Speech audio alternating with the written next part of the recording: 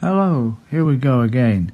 This is giving a little bit of instruction on how I draw my scroll work.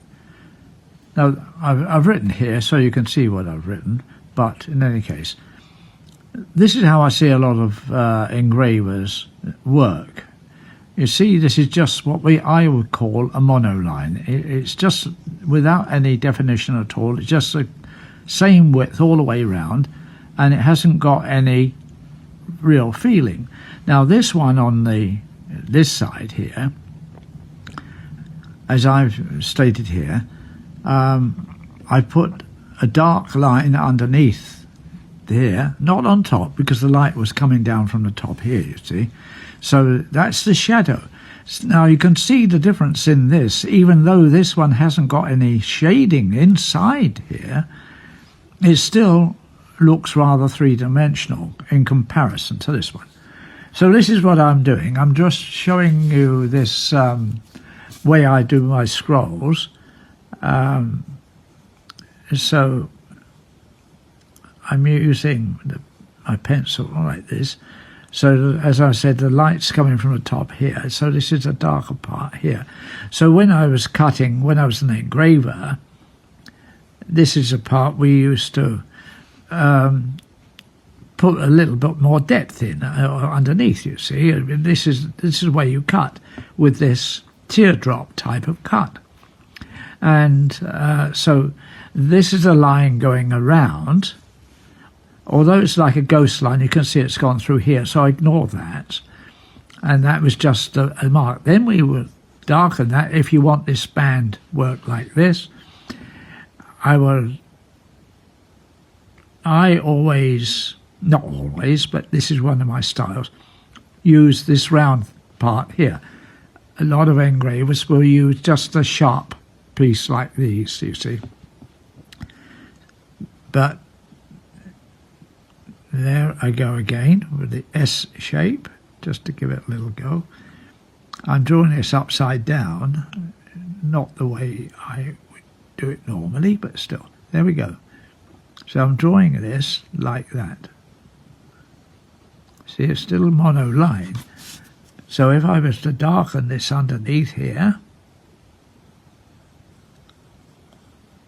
that would be my cut if I was using the engraver. And here again, you see, so it's becoming more three-dimensional.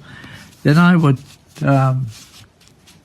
I'll tone this because this is more much easier for me to do.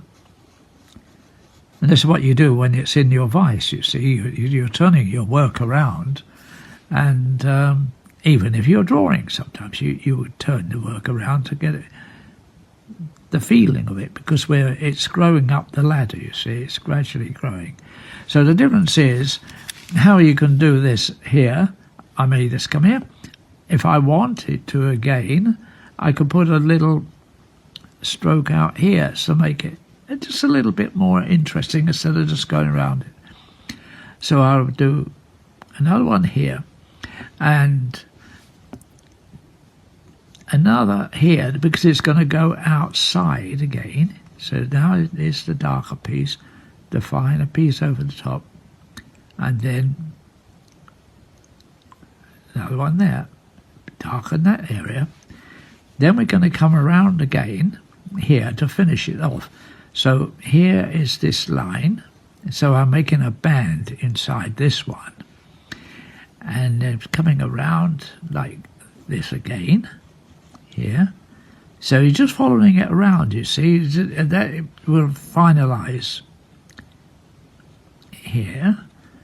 And so I tried to think what I could leave that as a shape like that. I could make another shape like this, or again I could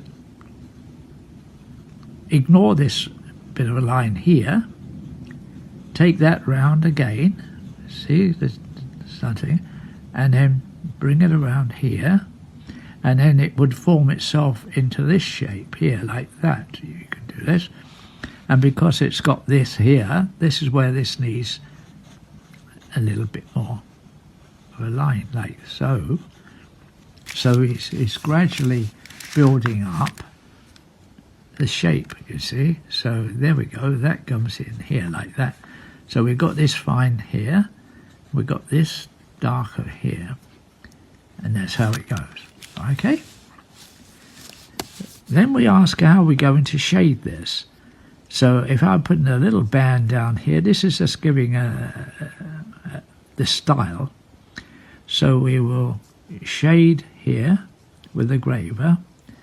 Now, we don't black everything in, because people go under the microscope and they can see it, and it's all lovely. I wish we had had one of these when we were younger.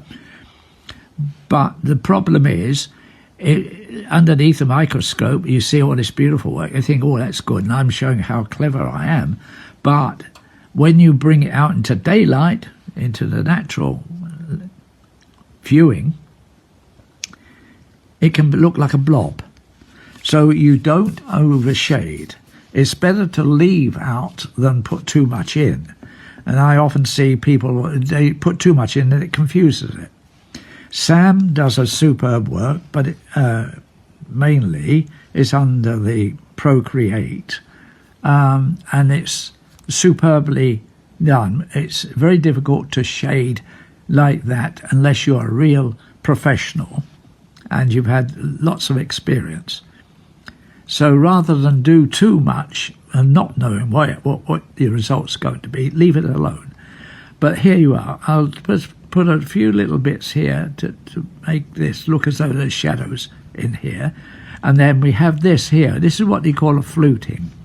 So this is what you need to make this like a flute, you see, around here. So we would shade this a bit here. It's only 2 or 3 strokes you need. You don't need any more. And here again, you bring it down here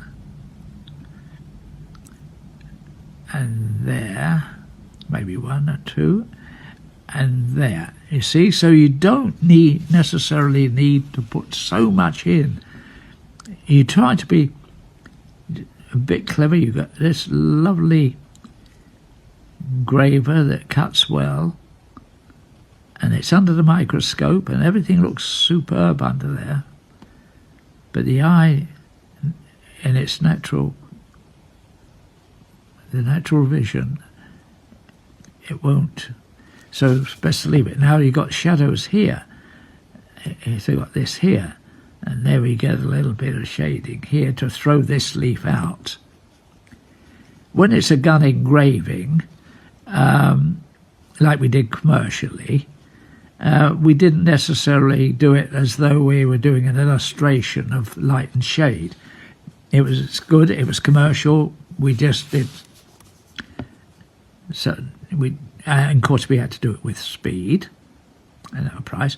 But there you go here, this is where you go in, then you darken a bit there, take a bit here, and you're causing this fluting here, you see, and that's where sometimes you will get this, and you want to get that there again. This is what put the extras in. It's like a flute, see, like the keys in it, but that gives the impression of what the old masters used to do, give the impression of it curving around, you see, without too much shading. And there we go again, we're coming here, and because I say we want to, it's not always so natural, but you can put here, if it's too empty, you can just do a little bit around here to show that the leaf has got a little bit of shape to it. And here again, you can just put a few little lines down there. It's a lot of difference between being able to shade with a pencil, like you do if you're an artist, but when you rely on the graver, you're relying on cuts. You see these cuts here, and we ignore this bit of a line here, okay?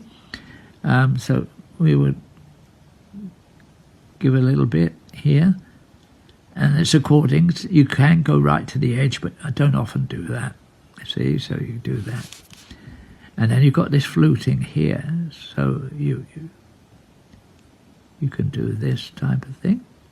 So you've got that flute there, and then do a bit of shading here, and then a bit down here. So we don't, again, smother. Less is more, as the old saying goes. You see? And the same again with this here. Here we can put a few little bits in here, like so, and then take it down again. It can come off the back. So here you can put a line across here, so you've got another shadow here, which emphasizes this line here.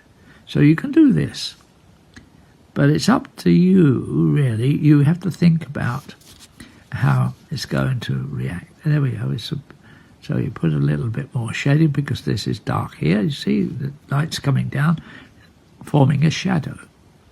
And now we have this, and we may put a little bit here, or you may turn it up. It's according to how you, and the size. Yes, it's the size of the scrolls too. Makes a lot of difference. If it's really large, you need to emphasize more shading. If it's small, you don't put too much in, So there we go. So I'll take it here.